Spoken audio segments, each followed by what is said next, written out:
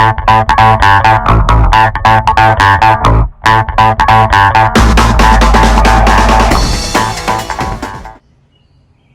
guys, so in today's video I want to quickly show you how to prime the oil.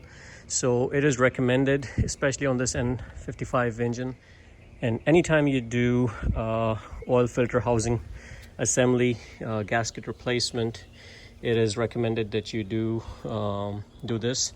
And I always do it even if I do an oil change, because once you drain all the oil, and you change the filter, you're draining all the oil from here anyways, right? So it's the same thing as replacing the gasket on this particular thing, right? So in my case, what I had done in the past, before I did my gasket on this oil filter housing assembly, I drained the entire oil and then I did it. So even if you don't drain the oil, it's still recommended that you do this particular method of priming the oil. This will prevent engine damage, so try to do it even if you do an oil change. There are different ways you can do it. The way I'm doing it, since I had recently done my valve cover gasket, I'll leave the link in the description below of this particular job that I did for replacing the gasket on the oil filter housing and also the valve cover, so you guys can check it out if you need to. But in this video, the way you prime the oil is you want to pull these fuel injectors power right here. So there are 6 of them and you pull all of them, and for you to get to the back one, there are 3 bolts that's holding this, and then there are 2 over there, so this whole thing lifts up. You can remove the air thing, that's the air intake. This thing, the entire thing just pops up, and then if you just loosen up these, the whole assembly comes off pretty much like that. So it's pretty simple, nothing major. And once you get this out of the way, it's easier for you to just take a small screwdriver, slide it on the side. There's a connector right here, there's a pop thing, and if you just put it, your small screwdriver, like right here, if you pry it, this whole thing will easily pop up. So pry it and then pull on it and it'll easily come off.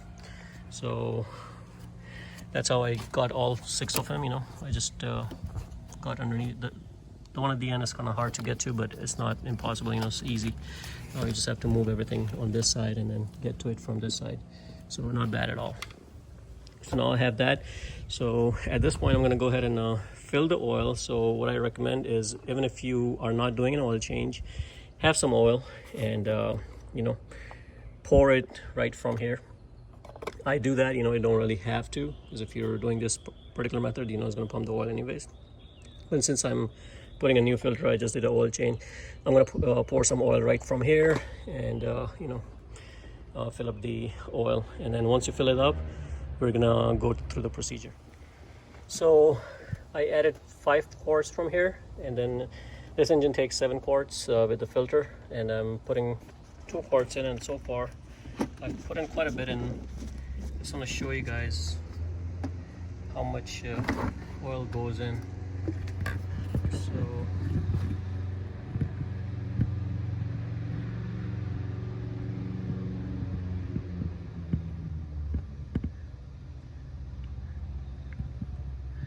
you can see as I'm putting the oil in,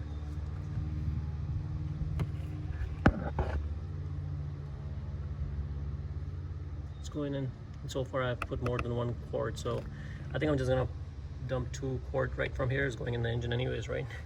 So at least I know, instead of just going everything from here, it's going from a different location, and it'll help prime the oil a little bit faster, I guess. So let me go ahead and finish that up and then we'll start the procedure. Okay guys, so this is the actual instruction directly from BMW. So basically it starts from number 4. So if you have drained the oil, you may want to make sure you fill it up. You can read all this, but mainly connect the battery charger to the vehicle, because we're going to be cranking, so you may drain your battery. Remove all fuel injectors, electrical connectors to disable fuel injection. So we have already done that. So basically we're going to crank the engine for 10 seconds, and basically when you're cranking the engine, it's putting load on your starter. So after 10 seconds, stop the starter and allow the starter to cool for 20 seconds. So for that 20 seconds, we are just waiting for the starter to cool down, because if you keep doing it, you're gonna burn your starter or damage it. Then we're gonna do the exact same thing, you know, crank engine for 10 seconds, we're gonna wait 20 seconds, and then repeat step 7 and 8 2 additional times, you know. So we can do this procedure basically 3 times. Okay, so at this time we're going to be priming our oil. So let's do a sanity check. You know, I did a bunch of work on the car. My belt is on, my battery is back on. I did fill it up with 7 quarts of oil. I did check underneath, there was no oil leaking or anything like that. I did not forget the plug at the bottom. So I think at this point, like, you know, I think I'm pretty much ready. All my electrical connections are connected except for the master airflow sensor. It may generate a code or so, which I can always clear even if it does. Not sure if it will. And just getting a little bit hot, so I'm gonna pull the windows down.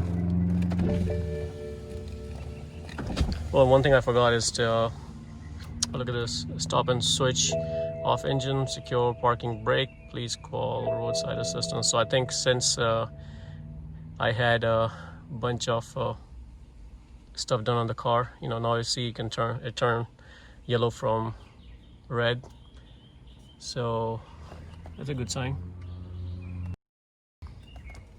I do have that. No, this is okay. I think once it starts, it's just gonna go away. Let me go ahead and connect the charger. That's something I forgot, so I'll be back.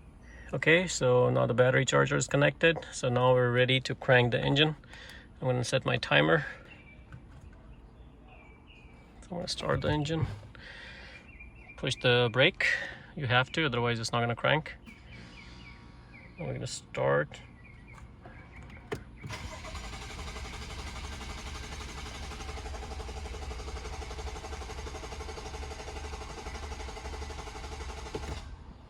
There you go. So now 10 seconds. I did that for 10 seconds, and I'm gonna wait. It did not start because it's not getting a fuel, which is a good sign. So now we're gonna wait for 20 seconds. Let it cool down. And as the starter that we're waiting to cool down. You may want to give it more than 20 seconds, you know, that's the recommended, but the longer you give it, the better it is for the starter. I'm just gonna wait another 10 seconds or so. And guys, we're gonna do it 3 times.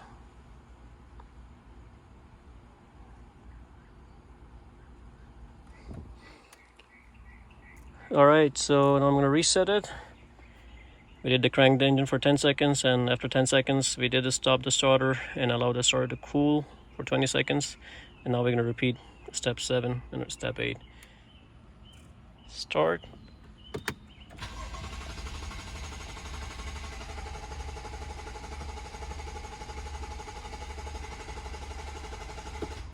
There you go.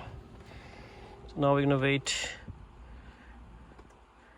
additional 20-30 seconds, which will be 40 on here because the 10 was the starting the car, and then we're just gonna wait 30 more seconds. So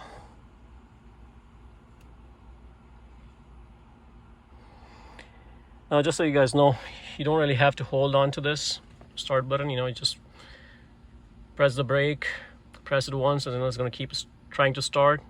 And you just you know, if you have to stop, you just press it again and keep your foot on the brake.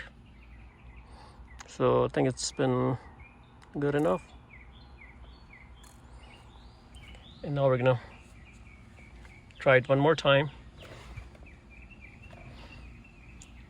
You know, this thing is different. I think it's mainly because I did drain the entire oil from the engine, so my engine was like starved to oil. You know, the car was parked for a few days while I was working on this, and I had no oil in there. So that is probably why I'm getting this, you know. But I think once the engine starts to get going, it should stop. So now we're gonna try it the 3rd time.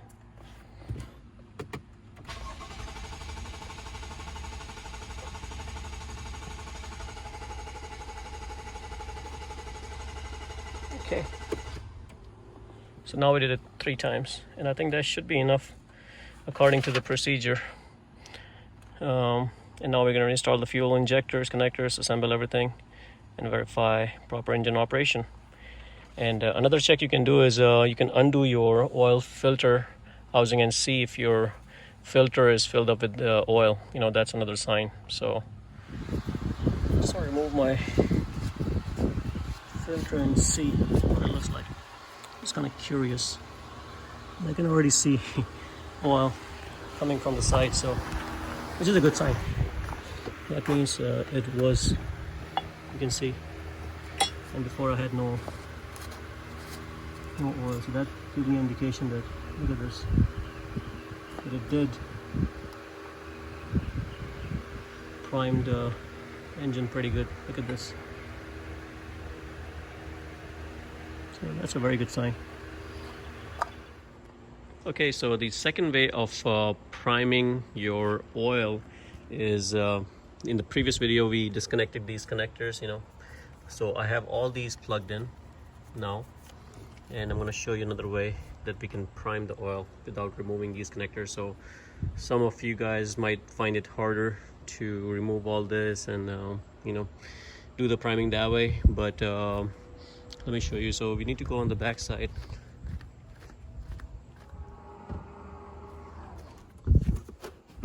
Okay, so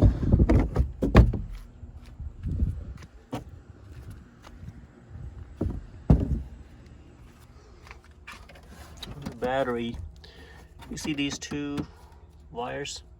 You can disconnect these 2 just like that and just pull it backwards, and one of them does the trick. I'm not exactly sure which one it was. I think it was the white one, and one of them disables the engine start, you know. So I think it disables either the fuel feed or the spark plug, you know, but one of these goes up front and won't let you start the car.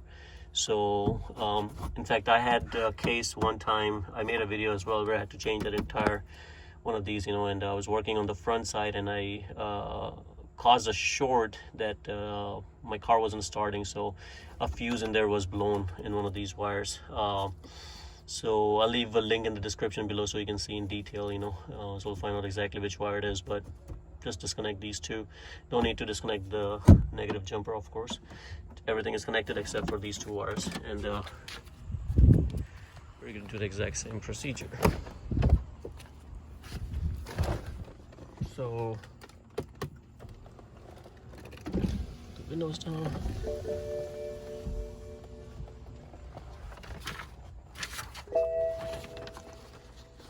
So the procedure is the exact same one.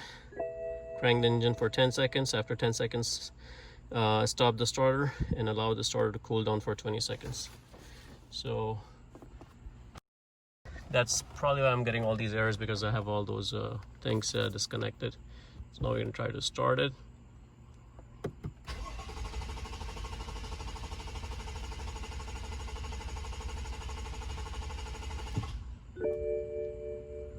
See, it does the exact same thing, and it's trying to start, but it's not going to let the car start, but it's doing the priming of the oil, so it is pretty safe. And we're just going to wait just 20 seconds and do this step 7 and 8. We can do the step 7 and 8 2 more times, you know.